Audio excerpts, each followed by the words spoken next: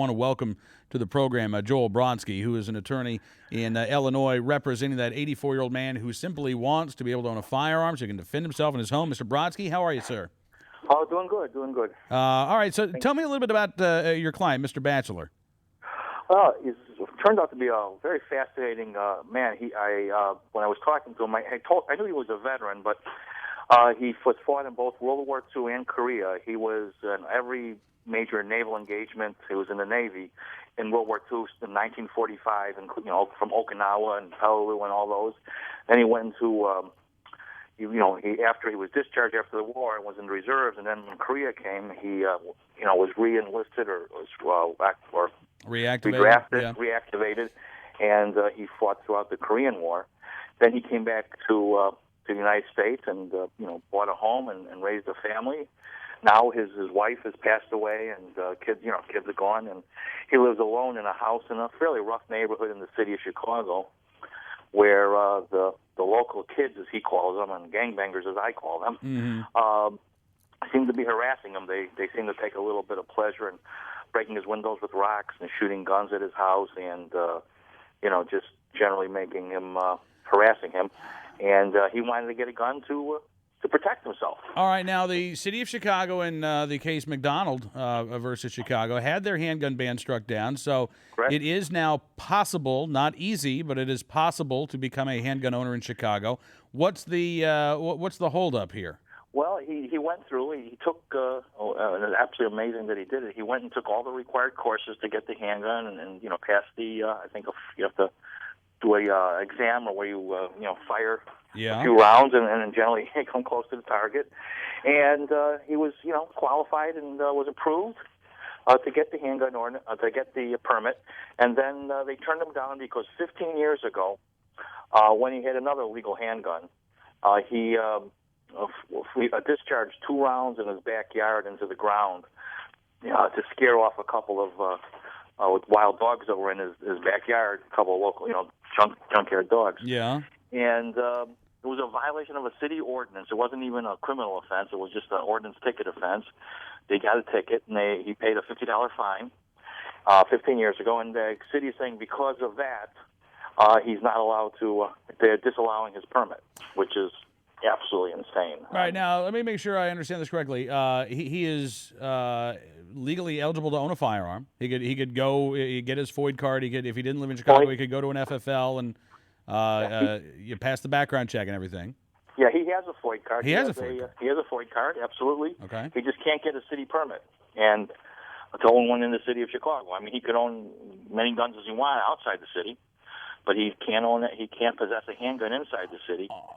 And legally anyway. Yeah. I mean, all the kids, believe me, all the gangsters that are harassing his house, they all have handguns, but they're not registered, obviously. Right. Well, look, it's easy if you don't care if you break the law or not. I mean, really, if you don't care that you're a criminal, then you can get whatever you want. All right. So, but on what basis? I mean, do they have in their new post-McDonald laws or regulations a prohibition on owning a firearm if you were ever ticketed? Well, the statute reads if you've been convicted of unlawful use of a weapon, actually unlawful use of a weapon that's a firearm, and they're saying that this ordinance offense, this basic traffic ticket that they gave him, qualifies as an unlawful use of a weapon, and it's we're saying that that's crazy. It's arbitrary and capricious. You got every law has to have some common sense in it, and this is to say that somebody who committed an ordinance offense 15 years ago and has otherwise lived a very honorable and law-abiding life is therefore barred from the fundamental right of to protect themselves is guaranteed under the Constitution and is agreed by the Supreme Court. It's absolutely ridiculous. All right, so where's this case now, Joel? Well, we went to we filed asked for an administrative hearing. The first thing you get when you get denied is you get an administrative hearing. And we went before an administrative law judge and made the arguments that I just said to you. Yeah. And they have 3 days to make a decision. The third day being tomorrow. So we should get a ruling either in the mail. I don't know if we'll get it tomorrow. Maybe we'll get it, after the holiday. And then if they still deny it, we can go to the circuit court and ask for a circuit court judge to to review it and hopefully reverse it if they continue to deny it. Wow. And that's kind of where we stand. We're gonna fight it. I mean, as long as it takes. Yeah. But Mr. Batchelor says, he's 84 years old. He can't exactly wait around for the slow process of litigation, and he's wondering if the city is making him become a criminal in order to protect himself. Man. Well, listen, I hope that we can connect with you again next week and find out what the judge had to say. Absolutely, please do. If they deny him the right to have a handgun, this man who just wants to protect himself in his old age in his own home. Yeah. And he's got a real threat. He brought 25 police reports to the hearing and showed that it wasn't just he's not making it up that they're harassing him. He had all the police reports to prove it. If he can't do that, I think that a lot of people should know about it, and there should be an outcry because it's absolutely ridiculous that this real American hero, the guy who fought in 2 wars for this country, is being denied the right to defend his own home. Absolutely. I got to say, too, Joel, especially given the fact that the police chief in the city of Chicago, Gary McCarthy, just took to the pulpit at St. Sabina's to blast gun laws in this country, calling them racist gun laws, and yet here it is. It's the ordinances in the city of Chicago that are keeping a veteran, an 84-year-old veteran, from exercising a constitutional right. Well, he's also African American too. And yes, absolutely, he's African American. So, if his racism, the racism is that he's not able to protect himself, and that's what the city ordinance is. They're keeping a legitimate.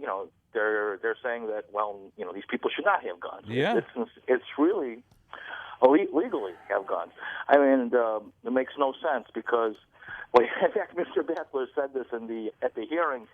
They said, "Well, you call the police when you call the police when they harass you or they throw rocks or shoot at your house." And he goes, "Yeah," and then 45 minutes, an hour later, the police show up and give me a report. Oh, jeez.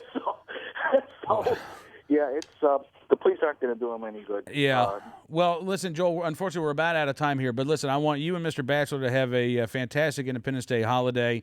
I'm going to keep my fingers crossed and send prayers your way. And we'll give you a call next week because I would love to have you back on the program and perhaps maybe Mr. Batchelor as well. That would be great. Thank you very much.